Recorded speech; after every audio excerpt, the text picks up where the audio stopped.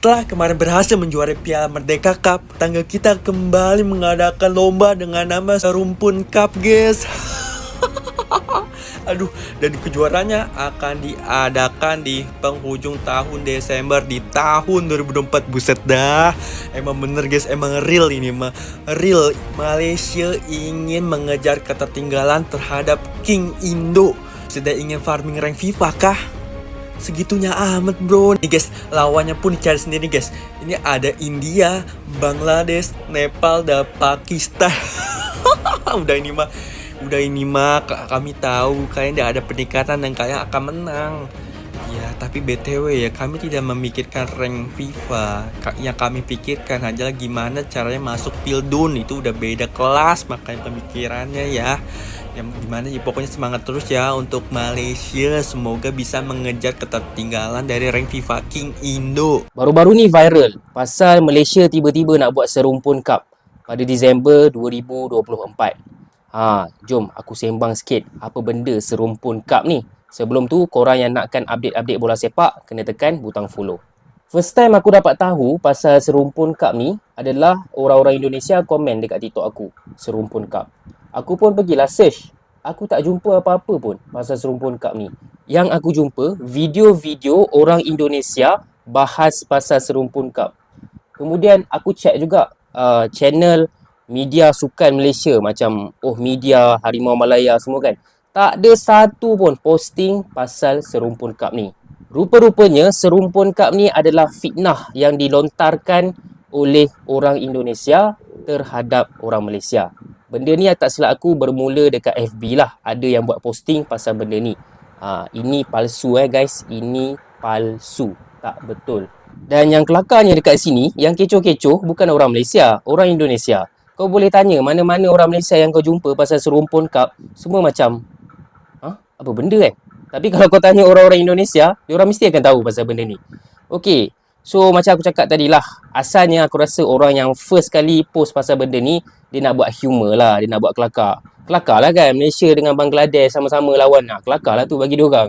Tapi benda ni bila dah share berjuta-juta, dia dah jadi fitnah lah. So pandai-pandai lah tanggung dekat sana nanti kan. Jadi nasihat aku simple Timnas Indonesia berada di satu kedudukan yang sangat-sangat baik sekarang ni. Berbeza dengan beberapa tahun lepas. Lagi-lagi pada tahun 2019 kan. So, ranking pun lebih better daripada Malaysia. Main pun dekat round ketiga kan. So, kalau tim kau dah berada di kedudukan yang sangat baik, kenapa kau nak kisah pasal tim-tim bawahan? Betul tak? Kalau saya berada di tempat Indonesia sekarang, I would feel superior instead of inferior. Kenapa komen-komen macam inferior, bukan superior? Faham tak? Aku baca komen-komen pun aku malu sebenarnya. Nasib baik bukan rakyat aku. Okey? Dan pesanan ini bukanlah untuk semua. Sekadar segelintir daripada orang Indonesia. Aku percaya ramai orang Indonesia lebih baik, lebih positif. Hanya segelintir sahaja yang merosakkan. Ingat kerana nilai setitik, rosak susu sebelanga. Itu saja pesanan aku. Dan macam biasa guys, yang belum follow akaun ni, nakkan update-update bola sepak, bolehlah tekan butang follow. Oke, untuk abang dari Malaysia, slow down ya. Jadi saya merasakan kemarahan abang kepada orang-orang Indonesia guys ya. Jadi sudah cukup jelas di sini guys ya. Abang dari Malaysia ini sudah dia sampaikan bahwa kalau ada berita, ada informasi mengenai Serumpun Cup yang akan diadakan di Malaysia di akhir tahun, nanti ada Nepal, Bangladesh, Pakistan, India, sudah dipastikan itu tidak benar guys. Nah, untuk abang Malaysia ya, saya sebagai orang Indonesia ya, kalau abang merasa terganggu, tersinggung dengan adanya informasi tersebut, saya minta maaf ya. Tetapi saya juga ingin menjelaskan bahwa tidak semua orang Indonesia mentah-mentah percaya begitu aja suatu informasi yang beredar ya. Bahwa kita juga ya, semua atau sebagian besar orang Indonesia mampu membedakan mana berita yang akurat, mana yang berita hoax ya. Itu paling mudah ya, paling mudah kita lihat adalah sumber beritanya ini. Sumber beritanya dari mana? Apakah ini resmi dari FAM Malaysia ataukah dari akun-akun yang memang mereka biasanya posting joke ya, lucu, meme lucu atau gambar-gambar jenaka, yaitu meskipun ramai dilihat, ramai direspon, ramai ada yang berkomentar di situ, viral dan sebagainya, tapi kita tahu bahwa informasi ini nggak akurat ya. Oke guys, jadi sekali lagi mengenai serumpun cup itu ya, jadi itu tidak diadakan di Malaysia. Itu adalah informasi yang tidak benar ya, dan jangan sampai kita malah menelan beritanya mentah-mentah ya. Alangkah bagusnya kita fokus saja ke timnas kita yang saat ini sudah melangkah di kualifikasi Piala Dunia ronde ketiga, dan sudah ada 2 pertandingan penting yang dimana kita mendapatkan hasil yang lumayan bagus, imbang 1-1 dengan Arab Saudi, lalu kemudian kita menahan gempuran dari Australia sehingga gawang kita belum kebobolan nih dari Australia ya. Dan harapannya di bulan-bulan berikutnya, bulan 10 ini kita akan menghadapi Bahrain dan Cina.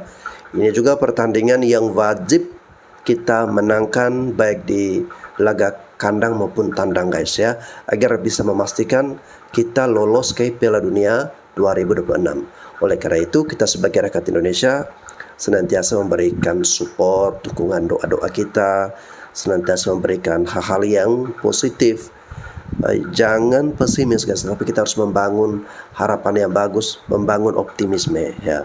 Oke guys, kita akan dengarkan dulu dari netizen yang lain berikut ini. Harimau Melaya rugi doh tak ambil player-player ini. Korang tahu tak, kita ada 3 pemain warisan yang tengah beraksi kat EPL sekarang. Kebetulan pula posisi yang mereka main adalah kawasan yang perlu dikukuhkan dalam skuad Harimau Melaya. Nenek Emil Smith Rowe berasal dari Rembau Negeri Sembilan. Bekas bintang Arsenal yang kini main untuk Fulham boleh digunakan sebagai attacking mid atau sayap kiri. Seterusnya ini pemain kawasan tengah yang serba boleh. Sebelum ni abang memang nak dia masuk Manchester United tapi sudah dibeli oleh Chelsea. Keenan Dewsbury Hall padu babe dan dia ada darah Malaysia dari neneknya. Marcus Tavernier pemain Bournemouth juga ada pertalian darah Malaysia melalui datuknya yang berasal dari Melaka. Dia juga boleh mengisi kawasan tengah dan juga sayap kiri. Sebagai bonus boleh ambil budak darah Selangor Ethan Whitley yang main untuk Akademi Manchester United. Dia ni striker muda yang sangat berbisa. Bayangkan guys, kalau 4 orang ini ada dalam skuad Harimau Melaya, tambah pula Captain Burnley Josh Brownhill, meletup geng. Korang setuju tak? Komen kat sini. Breaking news guys, kualifikasi Piala Asia 2027 di depan mata, ronde ketiga nih ya. Ini dia daftar tim yang akan bertanding di kualifikasi Piala Asia 2027 ronde ketiga. Tapi dilihat-lihat kok Indonesia tercinta ini kok nggak ada ya? Ini ada Malaysia, ini Timor Leste, ini ada Vietnam, ini ada Filipina, ada Thailand, ada Singapura, ada Myanmar. Tapi Indonesia kok nggak ada ya? Ini apa Indonesia nggak lolos ya? Aduh, gimana ya? Aduh, emang nasib deh Indonesia mainnya cuma di AFF. Di kualifikasi Piala Asia nggak ada. Gimana dong guys? Coba-coba teman-teman yang tahu coba komentar dong, Indonesia di mana ya? Coba-coba komen-komen, yuk kita komen lah. Guys, let's go! Bila aku tengok game bola sepak Malaysia dan juga Indonesia baru-baru ni, aku perasan kedua-dua negara ni mempunyai masalah yang sama. Masalah apa? Jom aku bincangkan. Sebelum tu, korang yang minat konten-konten bola sepak, tekan dulu butang follow. Masalah yang aku nak bincangkan adalah masalah stadium. Bukan dari segi kapasiti, sebab kita tahu Indonesia full house hari tu, sold out. Tapi masalah dari segi padang, dari segi lapangan terlalu buruk sehingga mencacatkan permainan antara Indonesia versus Australia. Sebab sewaktu Indonesia lawan dengan Arab Saudi, aku nampak gameplay yang sangat cantik daripada Indonesia. Diorang punya counter attack memang menjadi. Walaupun possession masih lagi kurang, tapi korang fokuskan dekat passing dengan passing accuracy. Sewaktu lawan Arab Saudi, diorang berjaya buat 313 pass. Passing accuracy 73%. Berbeza pula sewaktu lawan Australia yang mana possession masih lagi sama tapi passing mereka dah pun berkurang. Dan accuracy diorang pun berkurang juga menjadi 62%. Maknanya dalam 3 passing yang player Indonesia buat, 1 mesti melalut, 1 mesti tak sampai. Dan aku rasa faktor terbesar kenapa ini terjadi adalah lapangan Stadium Gelora Bung Karno. Padang yang teruk itu tidak membantu gameplay Indonesia dekat rumah mereka sendiri. Tidak dinafikan, Australia ranking lebih better daripada Arab Saudi. Tapi aku rasa player-player Indonesia disebabkan ramai player warisan yang dah terbiasa main dekat pentas Eropah dengan padang-padang cantik. Jadi bila bermain dekat Stadium Gelora Bung Karno yang mana padangnya jelek, teruk, jadi gameplay agak kurang. Korang setuju ke tidak? Komen dekat bawah. Situasi ini juga dihadapi oleh pasukan bola sepak negara kita sendiri. Bila main dekat Stadium Bukit Jalil ni, mesti ada injuries, mesti kita nampak padang ada lubang-lubang lah, rumput terkeluar-keluar lah. Malu weh, sebab benda ni bukan setakat efek negara kita, bahkan efek negara-negara lawan yang nak datang ke Malaysia, nak main dekat Stadium Bukit Jalil. Sebab diorang pun risau dengan padang kita ni. Sehingga baru-baru ni, Ong Kim Swee pun ada menasihatkan agar kita improve situasi ini. Jadi itulah masalah utama yang sedang dihadapi oleh dua negara ni sekarang ni. Bagi akulah, ini pendapat aku. Apa pendapat korang? Komen dekat bawah. Dan macam biasa, yang belum follow lagi akaun ni, bila nak follow? Oke guys ya, saya sepakat nih dengan apa yang disampaikan oleh Abang Malaysia ya. Masalah padang ya, masalah lapangan yang jelek antara Malaysia dan Indonesia ini mempunyai kesamaan ya. Saya fokuskan di Indonesia, terutama di lapangan saat pertandingan kemarin kita melawan Australia guys ya. Itu merupakan lapangan yang jelek ya, rumputnya jelek banget ya. Jadi coba kalau kita perhatikan timnas main di luar negeri ya, di lapangan yang bagus, kita senang, kita happy, permainannya cantik dari kaki ke kaki ya. Tetapi di Gelora Bung Karno itu malah kelihatan jelek mainnya kemarin ya. Bisa jadi salah satunya adalah faktor lapangan, dan pantas saja ya, kemarin ketika bola itu kebanyakan long ball ya, dari Martin Paes langsung ditendang jauh ke depan ya. Itu karena kalau mau build up dari bawah dikhawatirkan rumputnya itu guys ya. Ya kalau rumputnya kurang bagus ya, apalagi ada air hujan, nanti nggak maksimal, nah bisa berbahaya buat gawang kita. Makanya Martin Paes mungkin nggak mau ambil risiko, atau memang sudah direncanakan. Jadi bolanya itu langsung dilepaskan atau ditendang ke depan ya. Nah guys, ini perlu pembenahan ya, perlu perbaikan untuk lapangan sepak bola kita, untuk beberapa stadion-stadion penting yang akan diselenggarakan event-event turnamen ya, apalagi sekelas Piala Dunia ronde ketiga. Menurut saya faktor lapangan ini menjadi faktor yang harus kita perhatikan ya. Jangan bikin malu guys ya. Kita main di luar negeri, orang menyediakan lapangan yang bagus, lapangan yang cantik, yang enak untuk kita tonton. Sedangkan saat mereka datang ke ke negara kita, bertanding di lapangan kita ya, itu seperti seperti kandang kambing ya. Jadi mudah-mudahan segera dibenahi guys ya. Dan saya sendiri terus terang saya malu juga guys ya, ketika orang dari luar datang melihat lapangan kita jelek. Jadi mohon ini diperbaikilah oleh pemerintah kita guys. Kalau saya melihatkan skuad timnas Indonesia sekarang, mereka sudah mempunyai pemain-pemain yang betul-betul berkualiti lah. Kalau kita lihatkan goalkeeper mereka, of course Martin Paes, main klub FC Dallas di Major Soccer Leagues USA baby, America. Kalau tengokkan defense, of course Captain Jesus, main klub Serie A Italy, Venezia. Dan yang baru-baru ni Miss Hilgers, FC20 yang bakal bermain di Europa League. Unbelievable. Untuk barisan tengah kan, ada pemain-pemain main Liga Belanda, Eredivisie, Tom Hai yang sekarang main klub Almere City yang baru-baru ni. Dan ada main klub PSV FC Utrecht. Lupa ingat PSV. Yang PSV tu saya lupa dah. Dan kalau penyerang, Rafael Strike sekarang ni, of course main klub Australia sekarang ni, klub Brisbane Roar. Dan Ragnar juga, and di Liga Spain sekarang ni. Dan pemain-pemain pun kalau saya lihatkan, kalau yang baru-baru nak sampai ni saya tak ada cerita lah, tak pasti atau tidak, kita tunggu bagaimana. Tapi nak tunggu Ole Romani jugalah. Ole Romani itu yang saya tidak sabar lah. Tak tahulah Ole Romani nak main ke tidak. Walau tapi saya boleh katakan timnas Indonesia sekarang memang skuad mereka dipenuhi dengan pemain-pemain yang berkualiti. Itu kalau Ian Maatsen tu daripada Borussia Dortmund yang Ian Maatsen main kat mana kan? Aston Villa Aston Villa tu kalau dia join Indonesia, memang super. Memang terbaik. Apapun timnas Indonesia, come on to Piala Dunia. Netizen Malaysia sindir timnas Indonesia dengan pamer trofi Piala Merdeka. Ya sebenarnya nggak ada hubungannya ya Malaysia ikut Piala Merdeka dengan Indonesia. Karena Indonesia kan main di kualifikasi Piala Dunia. Tapi ketika timnas Indonesia berhasil menahan imbang Arab Saudi 1-1 tanggal 5, Malaysia kayaknya merasa iri. Nah ketika tanggal 8 Malaysia berhasil menjadi juara Piala Merdeka dengan mengalahkan Lebanon 1-0, Malaysia, rakyat Malaysia itu pamer trofinya kepada Indonesia.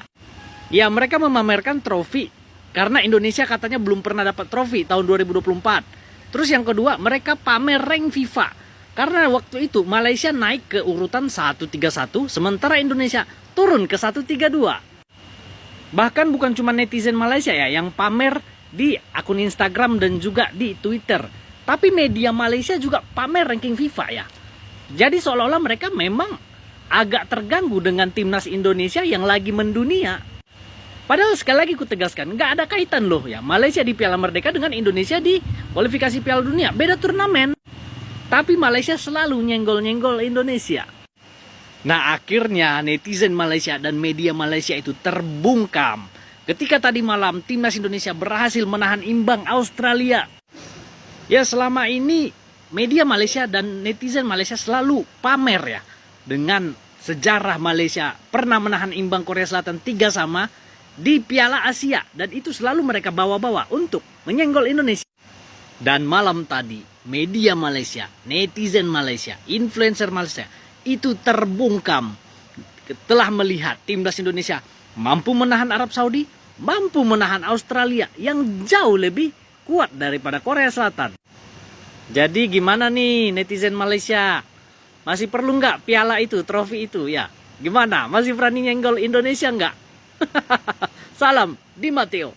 Kenalkah anda dengan muka ini? Ini adalah ketua bola sepak Indonesia iaitu Erick Thohir. Erick Thohir telah melakukan banyak perubahan yang drastik terhadap timnas Indonesia dengan membawa beberapa perubahan. Antaranya sehinggakan Indonesia layak ke pusingan ketiga kelayakan Piala Dunia. Ini adalah satu petanda positif bagi bola sepak Indonesia. Yang kita tahu sebelum ini Indonesia bola sepak telah merudum. Dan sekarang Erick Thohir membawa beberapa perubahan, antaranya membawa masuk kacukan Indonesia dan naturalisasikan beberapa pemain. Dan beliau juga telah dengan sendiri pergi menjumpai pemain yang ingin dinaturalisasi dan darah kacukan Indonesia. Ini adalah satu petanda ataupun benda yang harus dibelajar oleh pemain Persatuan Bola Sepak Malaysia. Kita mengharapkan Malaysia dapat belajar lebih banyak daripada Indonesia.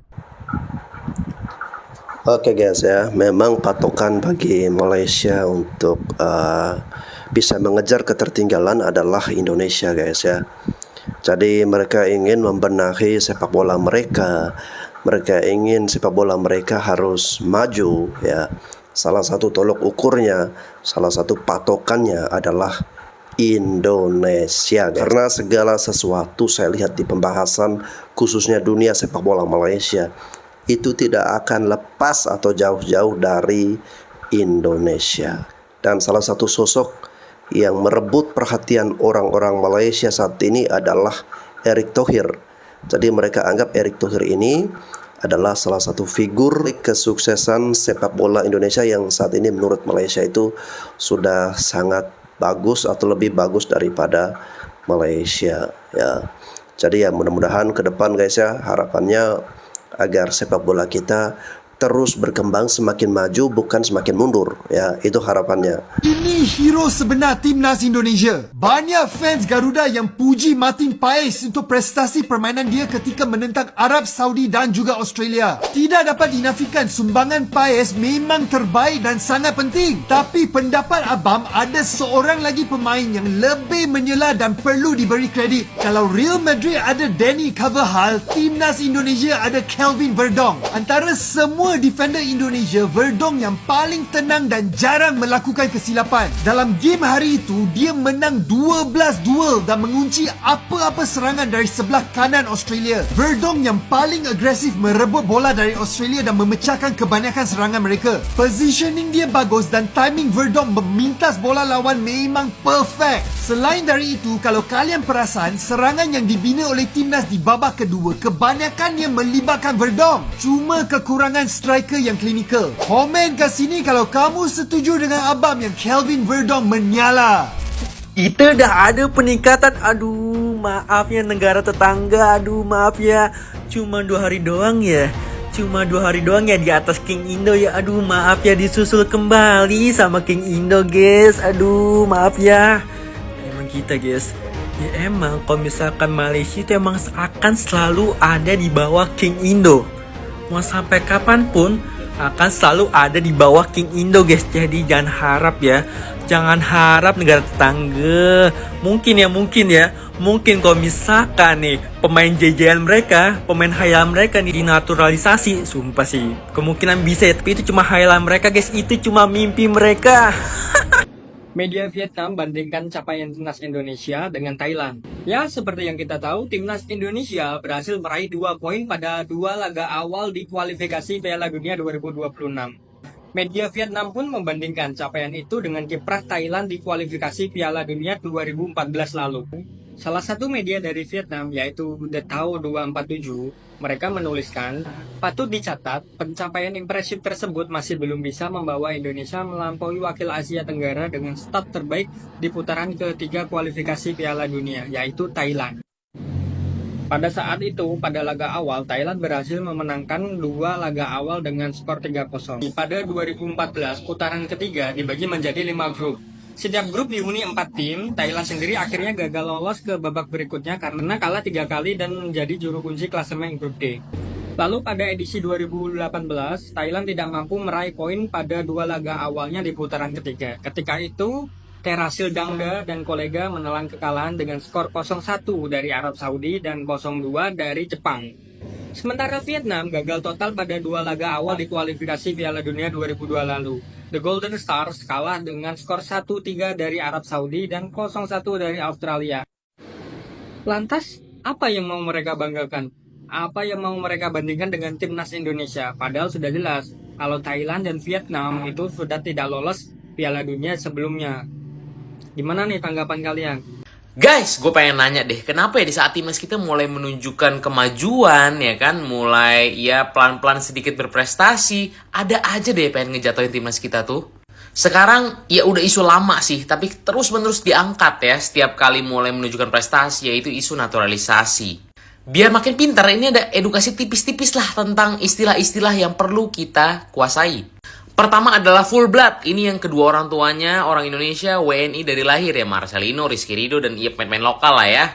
Berikutnya ada half blood, WNI sejak lahir. Pemain yang menyandang status WNI sejak lahir, tinggal di Indonesia sejak lahir, dan merupakan hasil perkawinan ayah ibu WNI dengan ayah ibu WNA. Nah contohnya Ronaldo Kuateh ya kan, bapaknya dulu main di Liga Indonesia, ada Jidabin juga. Berikutnya ada diaspora keturunan, dan ini adalah mayoritas pemain-pemain kita sekarang kayak Shane Patinama, J.I.C, Sadiwas, Elkan Bagot, bahkan kayak Irfan Bahdim pun begitu. Cuman ada yang sejak awal udah WNI, contoh Elkan Bagot tinggal ngambil warga negara doang, ya kan. Ada yang awalnya WNA terus jadi WNI via proses naturalisasi kayak Bang Jai, Sandi, Patinama, dan lain-lain. Berikutnya lagi ada keturunan Bleach First. Nah, Bleach First ini contohnya adalah Martin Paes ya. Jadi dia tuh nggak punya darah Indonesia sama sekali, tapi ada keturunan dari misalkan neneknya gitu ya, yang memang lahir dan besar di Indonesia. Nggak ada darah Indonesia, tapi lahir dan besar di Indonesia. Berikutnya yang memang murni naturalisasi, itu sama sekali nggak punya darah Indonesia, tapi bisa diproses karena contohnya sudah menetap lebih dari 5 tahun, kayak Mark Klok, Christian Gonzalez, ya Pio Paulin, Iko Nevo, dan lain-lain. Oke guys, semoga bisa menambah pengetahuan kita sama-sama ya. Yuk kita komen, let's go. Karena apa yang sekarang disebut sebagai naturalisasi itu semacam penipuan. Assalamualaikum warahmatullahi wabarakatuh. Roti gulung. Bukan, roti gerung maksudnya. Masya Allah, ini orang sana sini dia apa sih? Membanggakan panjat tebing, Mas. Bukan dia yang main, atletnya. Terus katanya apa? Nggak digaji. Emang bener nggak digaji? Kok masih hidup? Duitnya dari mana untuk hidup? Ini orang tuh mulutnya sampah. Maka yang keluar dari mulut sampah itu hanya sumpah serapah. Pertanyaan saya, ada nggak kritik Rocky Gerung yang konstruktif? Nggak ada. Roti gulung tuh kalau ngeritik, ya sudah, selesai. Nggak ada solusi. Asal kritik, asal ngebacot, selesai. Orang-orang yang seperti ini dipelihara oleh media. Sering tampil di TV, wah, terutama itu. Ya. Jadi, kalau kita mau menenggelamkan si roti gulung ini, gampang. Nggak usah undang deh di televisi. Jadi dia besar, itu kan saat pertama kali tampil di Sudirman. Dengan logi-logi bahasa-bahasa tinggi yang tidak membumi, bahasanya melangit, tapi nggak implementatif. Teori kerang gitu. Coba suruh dia jadi dewan, berani? Enggak. Suruh jadi bupati? Enggak usah tinggi-tinggi deh. Suruh dia jadi lurah atau kepala desa, enggak bakalan berani dia. Karena di otaknya itu tumpukan teoritis yang hanya sekedar untuk dia adu argumen. Tapi begitu pada kenyataannya, begitu dia kasih sesuatu, dia nggak bisa tuh. Ya. Dan banyak pendukungnya Rocky Gerung kan heran. Ini saling tiga uang dengan Yohanes. Kalau Rocky Gerung itu berdasarkan teori, tapi nggak ada apapun, sama Anies pun seperti itu. Jadi coba ini si roti gulung nih, ya, asal ceplak aja. Kalau kemudian ini dilarang oleh undang-undang, go ahead lah. Kalau ini dilarang oleh FIFA, go ahead lah. Ya. Ini kan dia memaksa apa yang dia pikirkan harus diterima oleh kita. Apa yang menjadi pola pikiran dia harus diterima. Yang nggak bisa terima pola pikir dia dianggapnya dulu. Ya.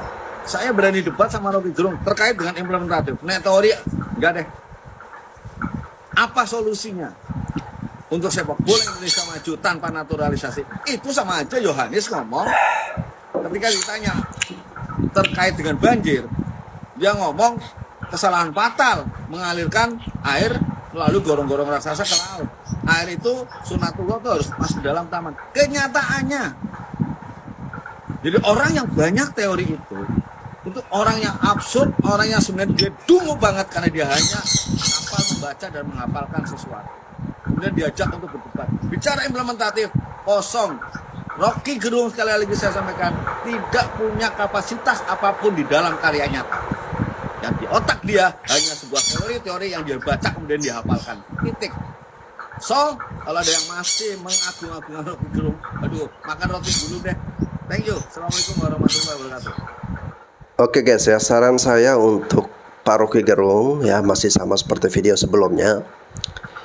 Di dunia sepak bola ini cukuplah sosok seperti Bung Towel ya, yang menjadi antitesis dari sepak bola ya, atau selalu berlawanan atau selalu membuat fans-fans sepak bola Indonesia menjadi kurang suka dengan dirinya ya, menjadi tokoh antagonis ya. Biarlah cukup Bung Towel, jangan ditambah lagi Rocky Gerung ya, karena saya yakin di dunia politik Pak Rocky Gerung sudah cukup nih untuk menjadi antitesis dari pemerintah, dan beliau sudah sangat terkenal, mempunyai penggemar dalam dunia politik.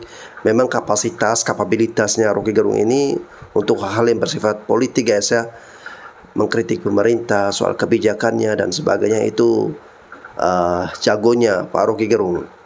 Tapi kalau untuk sepak bola sebaiknya jangan, karena saya khawatir bisa jadi orang-orang yang suka dengan Pak Rocky Gerung ini sebagian besar juga mungkin termasuk orang-orang yang fans sepak bola timnas Indonesia. Ya, jangan sampai cuma gara-gara statementnya yang selalu berkomentar negatif tentang sepak bola Indonesia, akhirnya orang-orang yang sebenarnya kagum dengan dirinya menjadi kurang suka lagi. Ya, jadi alangkah baiknya Pak Rocky Gerung fokus saja ke dunia politik, nggak usah nimbrung di dunia sepak bola. Boleh nimbrung, yang terpenting adalah memberikan masukan-masukan yang membangun, ya, memberikan ulasan-ulasan yang bagus lah, atau memberikan rasa optimisme kepada sepak bola kita. Jangan malah merendahkan pemain naturalisasi, ya. Program-program diaspora itu direndahkan, ya. Itu akan menimbulkan ketidaksukaan. Oke guys, saya rasa itu saja. Ya, mudah-mudahan sepak bola kita terus berkembang. Dan satu lagi, tidak henti-hentinya saya mengajak kita semua untuk senantiasa mendukung, memberikan doa kepada timnas Garuda kita yang berlaga di kualifikasi Piala Dunia ronde ketiga. Dan harapannya timnas kita lolos ke Piala Dunia 2026.